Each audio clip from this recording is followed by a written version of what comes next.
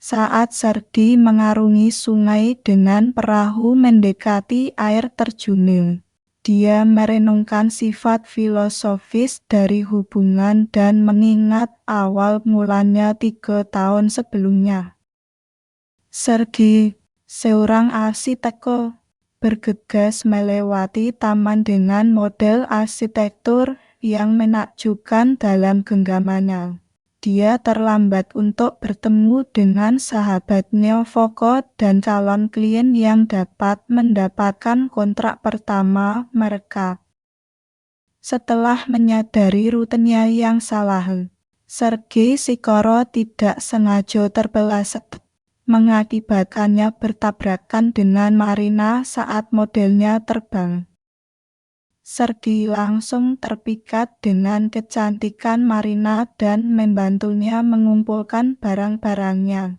Namun sebelum dia dapat mengucapkan sepatah kata pun, orang tua Marina mengganggu dan menegur Sergei karena kurangnya kehati-hatian. Keluarga itu mencoba untuk pergi, tetapi Sergei memulai monolog tentang dia dan Marina yang menikah di kehidupan sebelumnya. Marina tersenyum, tapi orang tuanya mengawalnya pergi, mengingatkannya untuk fokus pada turnamen yang akan datang.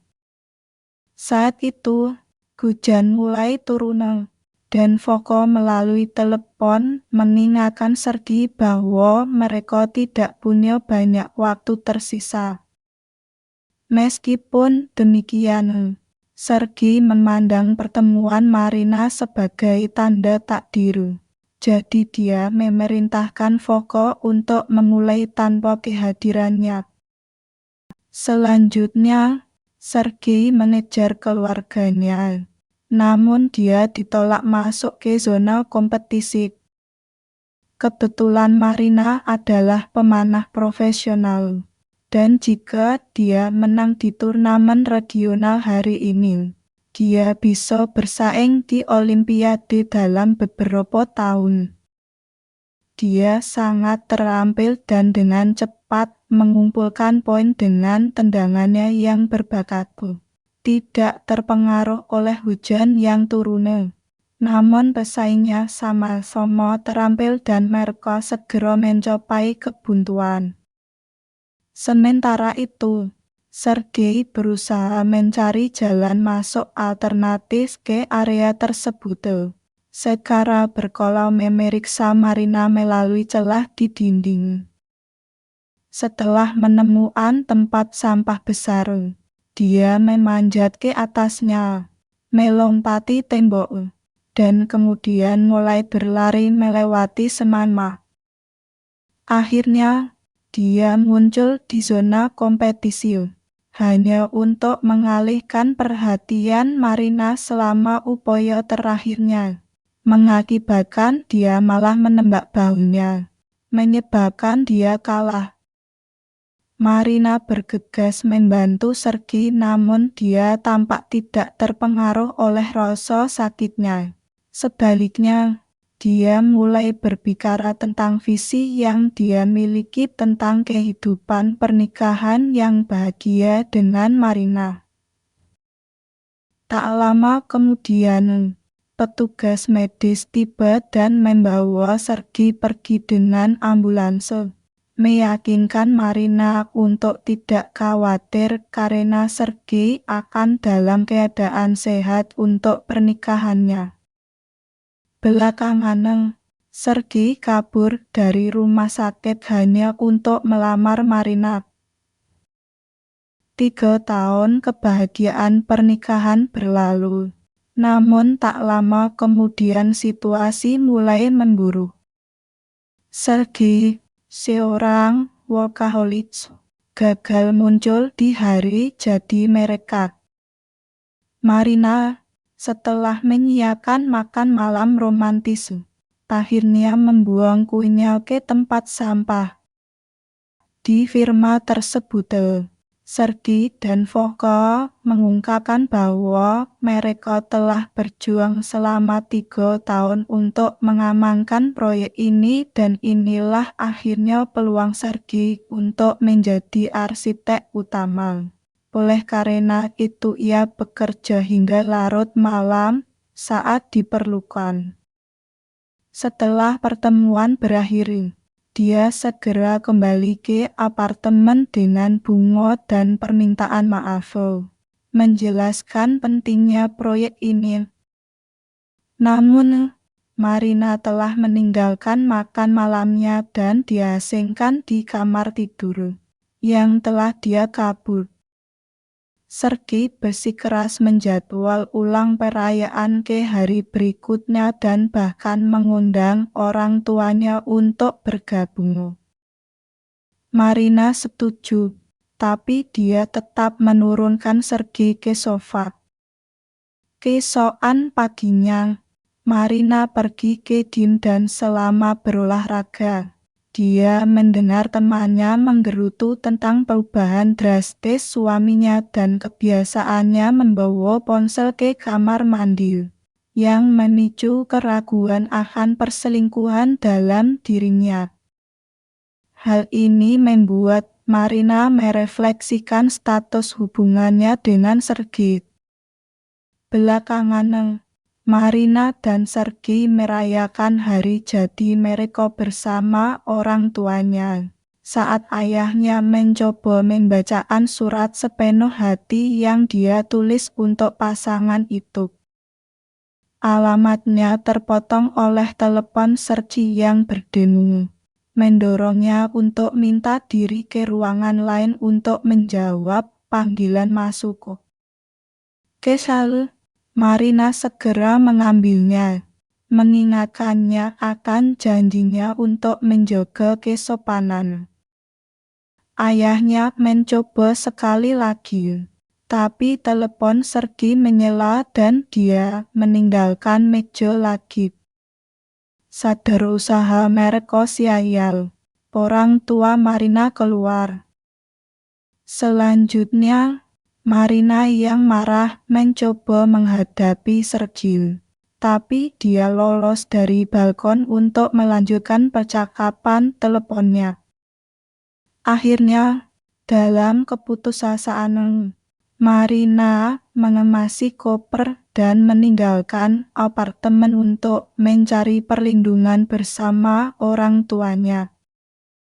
Setelah melihatnya di jalanan, Sergei akhirnya mengakhiri panggilannya dan mengejarnya, memohon agar dia terlibat dalam percakapan. Tetapi Marina mengabaikannya dan naik bus. Sergei mengikuti di belakang dan mencoba menyampaikan pidato dari ujung bus yang berlawanan. Terdengar oleh semua penumpang. Dia mengekspresikan keinginannya untuk menyelesaikan masalah mereka dan mengakui cintanya. Tapi Marina membalas dengan semua contoh dia memprioritaskan pekerjaan di atasnya, mengumpulkan simpati semua orang di bus. Dalam upaya putus asa agar tidak kehilangan dia, Sergei mengusulkan liburan segera ke pulau tropis dengan mengabaikan komitmen profesional mereka dan bersumpah untuk mengabaikan semua panggilan. Marina bimbang, tapi atas dorongan penumpang bus, dia menegaskan pada saat yang tepat kembang api menyinari langit di dekatnya. Keesokan paginya, Sergei memberi tahu atasannya tentang cuti selama seminggu, yang ditanggapi oleh atasannya dengan menugaskan proyek tersebut ke departemen lain. Sergei menolak keputusan ini dan membuat kerusakan pada dokumen bos. Selanjutnya, Sergei kembali ke rumah untuk menemukan Marina dalam suasana hati yang buruk. Tampaknya dia ditolak cuti karena perusahaannya tidak memiliki pengganti yang sesuai. Dan dia merasa bersalah karena Sergei telah mengorbankan proyeknya untuk liburan mereka. Sergei berpura-pura kecewa, tapi diam-diam senang bisa kembali bekerja. Namun semangatnya meredam ketika Marina tiba-tiba mengundurkan diri dari pekerjaannya, memprioritaskan keluarga daripada pekerjaan. Saat Marina berkemas untuk perjalanan mereka, Sergei menginstruksikan Foko untuk menipu dengan berpura-pura bahwa Sergei terus hadir di kantor, dalam upaya untuk menyesalkan bos mereka dan mencegah pengalihan proyek. Kemudian, pasangan tersebut berangkat dengan pesawat, menonton film dokumenter tentang penduduk asli pulau tersebut, dan menemukan kebiasaan yang tidak biasa dari para istri yang memakan suaminya karena kegagalan. Setelah mencapai tujuan, mereka bersenang-senang dalam perjalanan yang menyenangkan ke hotel. Kembali ke kota, Foko menggantungkan jaket Sergei di kursinya dan mengakses info emailnya di komputer. Hal ini meyakinkan bos akan kehadiran Sergei di kantor, mendorongnya untuk memberitahu Foko tentang pertemuan yang akan datang. Di hotel, Sergei menerima telepon dari Foko yang dia pilih untuk diabaikan. Namun, setelah sampai di kamar mereka, Marina menyatakan niatnya untuk mandi, memberi Sergei pengetahuan bahwa ini akan menjadi proses yang panjang. Dia memanfaatkan kesempatan ini untuk membalas telepon vokal, dan setelah mengetahui tentang pertemuan tersebut, dia membuat rencana. Dia memposisikan dirinya di depan jendela sederhana dan meminjam seragam pelayan yang muncul di pertemuan melalui konferensi video. Dia mencoba untuk berpura-pura kehadirannya di laboratorium perusahaan yang mengawasi proyeknya. Tapi saat itu, pelayan membuka jendela, memperlihatkan segerombolan hewan di luar. Sergei dengan cepat memberikan penjelasan bahwa ini adalah jendela di salah satu komponen proyek. Awalnya, klien terkejut, tetapi akhirnya mereka jatuh cinta dengan konsep tersebut. Saat itu, Marina tiba untuk mencarinya, mendorong Sergei untuk mendelegasikan tanggung jawab kepada Foko dan beralih ke ramalan cuaca, berpura-pura bahwa dia tidak bekerja. Marina bergabung dengannya dan mensiumnya, tidak menyadari fakta bahwa kamera masih berputar. Selanjutnya, pasangan tersebut memutuskan untuk menyewa perahu untuk tur pulau. Staf mencoba untuk memperingatkan mereka tentang badai yang akan datang, tetapi mereka gagal memahami bahasanya, dan pasangan itu tetap pergi, membawa radio staf bersama mereka. Selama beberapa jam berikutnya, pasangan ini benar-benar menikmati pengalaman berlayar dan pemandangan yang menakjubkan.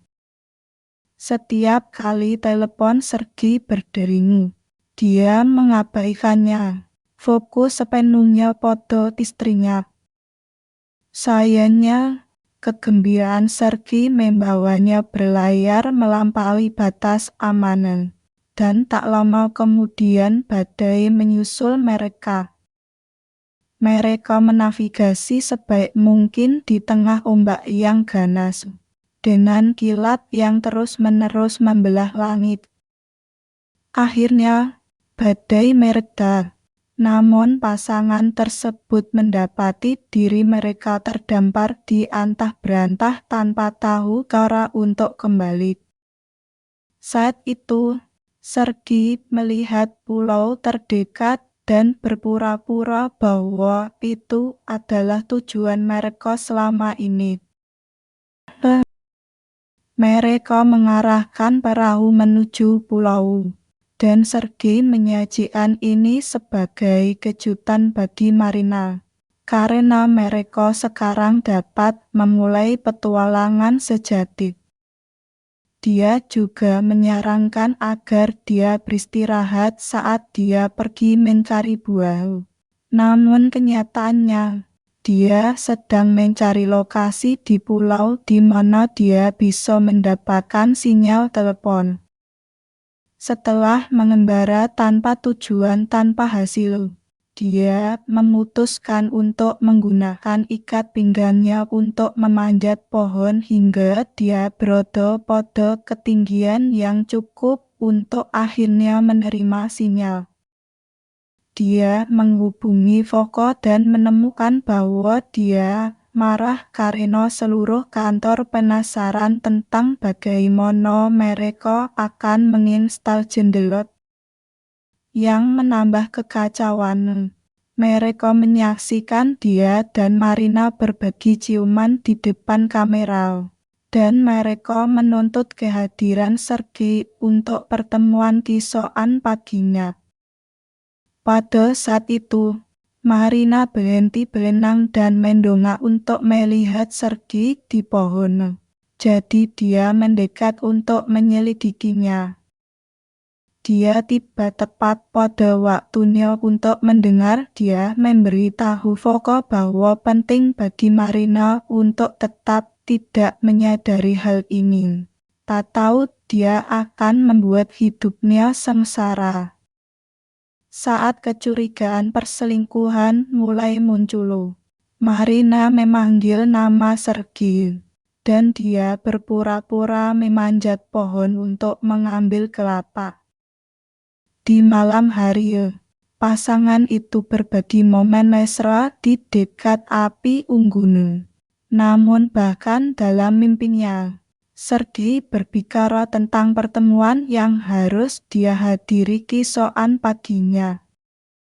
Marina mengambil alih teleponnya tetapi tidak dapat mengakses isinya karena kata sandinya, yang merupakan salah satu tanda perselingkuhan yang telah diperingatkan oleh temannya.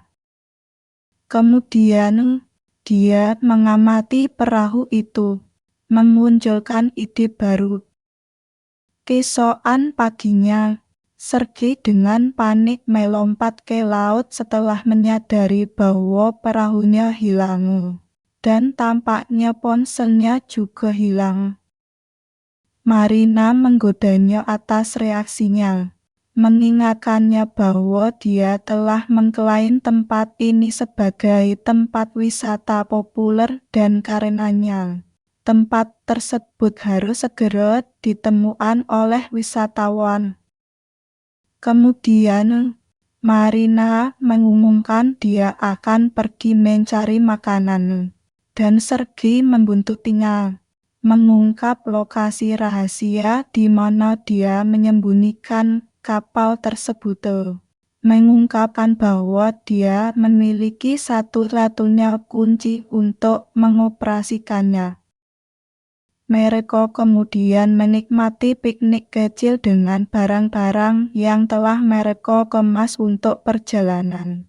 Dan Marina mengenang film dokumenter yang mereka tonton di pesawat, mengingatkan Sergi bahwa wanita yang dulu menghuni tempat ini akan memakan suaminya jika mereka tidak setia. Sergi ikut bermain, membantah bahwa para suami juga melakukan hal yang sama kepada istri mereka. Tetapi dia tidak bisa tidak terpaku pada kunci yang tergantung di leher Marina. Setelah terbangun keesokan harinya, Marina menyadari kuncinya telah hilang dan dia telah diikat oleh Sergei. Sergei naik perahu, menggerutu tentang kemungkinan kehilangan pekerjaan karena ketidakhadirannya di pertemuan. Dia kemudian mencoba berlayar, mengabaikan perhatian Martina. Tidak terpengaruhi, Martina menggunakan pisau untuk memutuskan talinya. Berangkat saat buah tiba-tiba berhenti. Ternyata dia telah menambatkan perahu yang ditarik kembali, mendorong Sergei ke dalam air saat tenggelam. Kemudian, Marina memanfaatkan pisau untuk mengukir kayu dan tanaman merambat menjadi busuk. Pada saat yang sama, Sergei sedang mencarinya dan menemukan sebuah gua yang menampung berbagai peralatan. Sisa-sisa mantan turis yang menakutkan. Setelah menemukan pintu keluar, dia menyadari itu adalah rongga mata sebuah gunung yang menyerupai tengkorak, dan tampaknya penduduk asli mendiami sekitarnya. Karena ketakutan, Sergei mulai melarikan diri, hanya bertabrakan dengan Marina.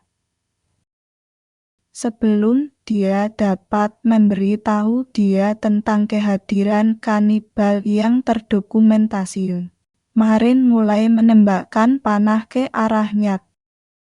Sergei dengan cepat menghindari mereka dan mencari perlindungan di balik pohon saat Marina mulai menuduhnya tidak setia.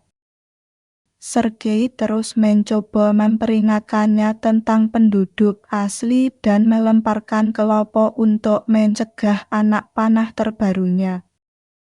Dia kemudian memulai lari dengan Marina dalam pengejaran.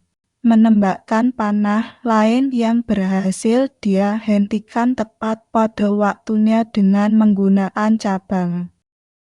Hal ini memungkinkan dia untuk melompat keluar dari pandangan, mengakibatkan Marina kehilangan jejaknya. Tak lama kemudian, Marina mandi di air terjun saat Sergei menceritakan masalahnya kepada makhluk muda.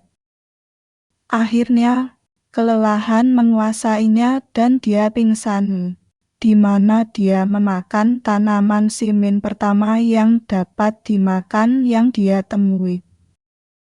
Tiba-tiba, ia mendengar suara vokal yang mengajukan pertanyaan dan beberapa lembar kertas muncul dengan pena di dekatnya, yang segera ia gunakan untuk menjawab pertanyaan tersebut. Pada saat itu, Koko muncul dan memuji dia karena dengan cemerlang menyelesaikan semua masalah proyek. Koko tidak terpengaruh mengetahui keinginan Monica untuk membunuh Sergei, menegaskan kurangnya kepercayaan pada dirinya dan bahwa dia selalu berfantasi untuk menyabotase proyek mereka. Sergei terkejut dengan wahyu ini. Dan Koko mengungkapkan dia hanya halusinasi yang dipicu oleh buah beri yang dikonsumsi Sergei. Selanjutnya, orang-orang itu kembali ke laut dan Koko menjelaskan metode untuk mengambil perahu itu. Mereka terjun ke dalam, mengencangkan beberapa tali padanya, dan mulai menariknya hingga perahu itu muncul. Sergei enggan berangkat tanpa Marina.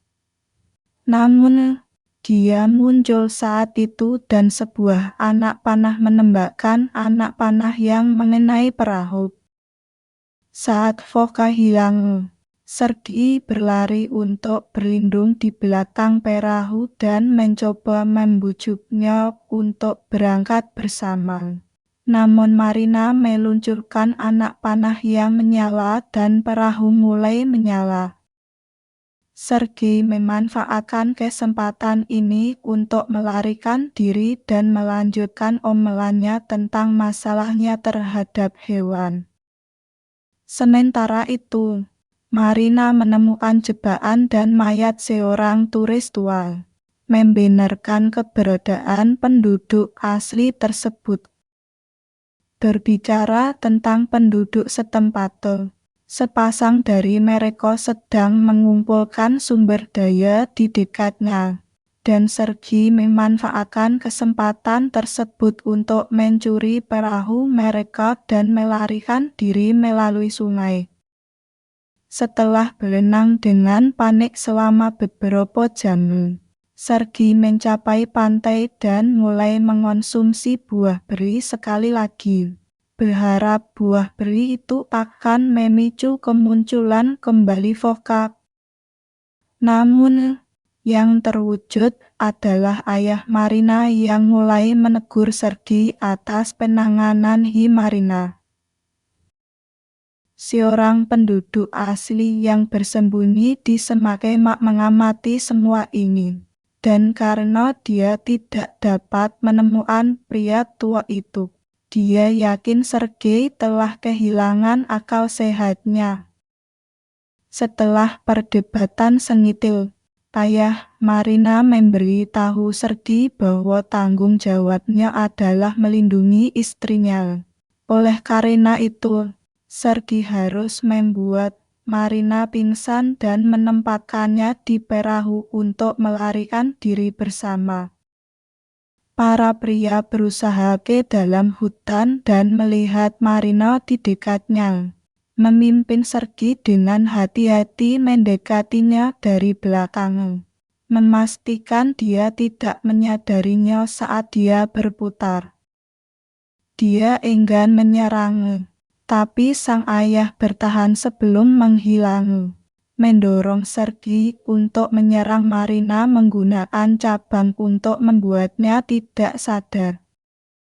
Saat dia mendekati untuk memeriksa kondisinya, tanpa disadari dia memicu jebakan yang membuat dia menggantung terbalik dari pohon. Marina sadar kembali dan tidak yakin tentang membebaskannya. Tapi saat itu penduduk asli muncul dan Marina kabur. Saat beberapa pria menyelamatkan Sergei dari jebakan, kelompok lain mengejar Marina. Dia berlari secepat mungkin dan akhirnya menemukan pemukiman penduduk asli, di mana dia berlindung di salah satu tenda.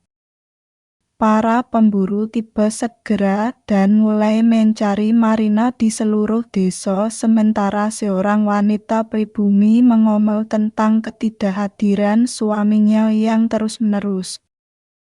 Ketika dia tiba untuk mencari Marina, dia mengabaikan kasih sayang istrinya, meninggalkan wanita itu begitu terluka sehingga dia menyembunyikan lokasi Marina saat melihatnya di tenda. Begitu suaminya berangkat, wanita itu mengamati Marina lebih dekat. Menemukannya cukup menarik dan menjadi terpesona dengan cincin kawinnya. Pada saat para pria menemukan tenda itu, kedua wanita tersebut telah menghilang. Marina berlari melewati hutan bersama para pemburu yang mengejarnya. Namun saat mereka mendekat, Sergei menangkapnya dan menariknya ke dalam gua. Dia mengusulkan pelarian bersama, tapi Marina mulai menyerangnya saat dia menyatakan tuduhan perselingkuhan. Sergei mencoba mengklarifikasi bahwa dia tidak setia sambil menyembunyikan dirinya di balik berbagai benda di dalam gua, mengakibatkan beberapa mayat terjatuh ke Marina. Dia juga menggunakan benda apapun yang tersedia sebagai senjata. Dan ketika dia kehabisan semua barang, Dia beralih menyerang Sergei secara langsung dengan tangan kosong. Terjadi perkelahian, dan setelah beberapa pukulan bertukar dan saling melempar di seluruh tempat, Sergei akhirnya terbaring tak sadar di tanah.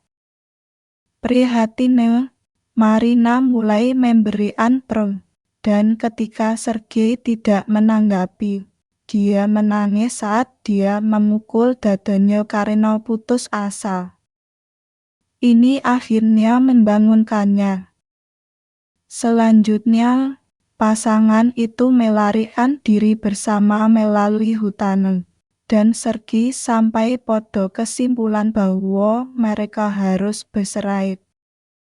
Marina sedih dengan hal ini tapi tetap menyetujui.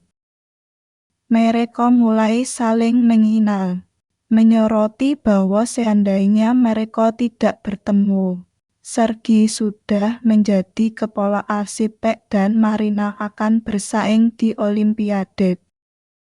Tiba-tiba, mereka berdua menjadi kaku dan pingsan, mengungkapkan bahwa penduduk asli telah memberikan anak panah yang merangsang tidur. Beberapa saat kemudian, dukun memulai ritual pengusiran pasangan tersebut. Kembali ke awal cerita. Keduanya dipaksa mengonsumsi minuman menjijikkan. Namun saat Sergei terikat di perahu, Marina diikat di tumpukan kayu. Saat penduduk asli memulai ritual, Sergei terapung menyusuri sungai di atas perahu dan dia mulai merenungkan hubungannya, mengingat hari dia bertemu Marina. Pada saat itu, dia memahami bahwa dia tidak mengalihkan perhatiannya. Dia juga memiliki keyakinan pada takdir saat itu dan sengaja melewatkan kesempatannya. Mirip dengan ketidakpeduliannya terhadap pertemuan tersebut. Akhirnya menghidupkan kembali keyakinannya pada cinta. Sergei segera mencari pelarian dan mendengar pekikan monyet. Hal ini memungkinkan dia untuk melihat sebidang tanah di mana dia bisa melompat untuk melarikan diri. Setelah memanjat tanaman merambat dengan susah payah, Sergei kembali ke desa, menyelinap masuk dengan menyamar sebagai salah satu penari di sekitar api unggun. Setelah melihat peluang, dia berlari menuju Marina, yang tetap tenang dan mengabaikannya. Dia mencoba untuk menyentaknya kembali ke kenyataan. Tapi saat itu pemimpin menyatakan sudah waktunya untuk pengorbanan. Sergei yang panik mencuri tombak dan mengancam pemimpinnya dengan tombak itu, memohon Marina untuk melarikan diri. Ketika dia tetap tidak responsif, dia mulai mengenang kenangan masa lalu mereka bersama dan mengakui ketidakmampuannya untuk hidup tanpa dia. Dia akhirnya mengakui pengorbanannya untuknya, dan sekarang gilirannya untuk membalas sesuatu sebagai balasannya. Marina akhirnya merespon dan memutuskan beberapa tali dengan pisau. Menerima usulan Sergei. Penduduk asli mencoba untuk menangkap Sergei sementara pemimpinnya menyalakan tumpukan kayu. Tetapi Sergei berbalik dan memulai perkelahian. Setelah menjatuhkan pemimpinnya, dia mendorong tumpukan kayu itu ke samping dan mengerahkan seluruh kekuatannya untuk mengangkat bagasi yang membawa Marina. Kemudian dia mulai berlari bersama penduduk asli untuk mengejar, hanya untuk sampai di tepi tebing dan terjun ke dalam air. Pasangan itu berbagi ciuman di pertengahan musim gugur. Dan berkat belalainya, mereka berhasil tetap ringan. Penduduk asli mulai melemparkan panah dan tombak ke arah mereka sementara Sergi menggerakkan belalainya untuk menghindari mereka. Namun Marina tak henti-hentinya berbicara, menyatakan bahwa dia tidak benar-benar menginginkan perceraian dan bahwa Sergi perlu mencapai keseimbangan antara profesi dan kehidupan pribadinya. Untuk membungkamnya, Sergi memutar bagasi dan saat dia tenggelam, dia akhirnya melepaskan ikatan tali yang tersisa untuk membebaskannya. Selanjutnya, mereka mencapai pantai dan menemukan perahu yang sebelumnya dicuri Sergi dari penduduk asli. Saat mereka meletakkannya di air laut untuk melarikan diri, seorang penduduk asli tampaknya menyerang. Jadi Sergi mendorong perahu bersama Marina saat dia kembali berperang. Kedua pria tersebut menyerang secara bersamaan dan penduduk asli tersebut pingsan sementara Sergi terjatuh ke tanah. Marina bergegas kembali dan memeluk suaminya sementara wanita sebelumnya muncul, mengungkapkan bahwa dia memperoleh cincin Marina sebagai imbalan untuk membantu pelariannya. Sekarang mereka melakukan tawar-menawar baru. Dia mengembalikan cincin itu sebagai ganti tubuh suaminya sehingga dia akhirnya bisa mengkonsumsinya. Pasangan itu melarikan diri dengan perahu, mendayung meski dengan tangan lelah. Beberapa hari kemudian, mereka kembali dengan selamat ke kota, tempat orang tua Marina datang menjemput mereka. Sergi mengungkapkan kebenaran kejadian tersebut, tapi Marco terkejut sehingga dia berpura-pura itu hanya lelucon. Pada saat itu, Foko muncul dan mengungkapkan bahwa dia menemukan solusi untuk masalah pekerjaan mereka dalam mimpi. Yang anehnya mirip dengan apa yang diciptakan Sergei saat berhalusinasi. Perusahaan berencana untuk meresmikan cabang baru dan mereka menginginkan Sergi menjadi kepala arsitek di sana. Tetapi setelah melihat wajah Marina, dia bergegas kembali ke arahnya dan memberitahu dia bahwa dia tidak mendapatkan posisi tersebut. Marina sangat tersentuh oleh kebohongan putihnya, tapi dia juga memikirkan bagaimana mereka akan melunasi hipotek mereka.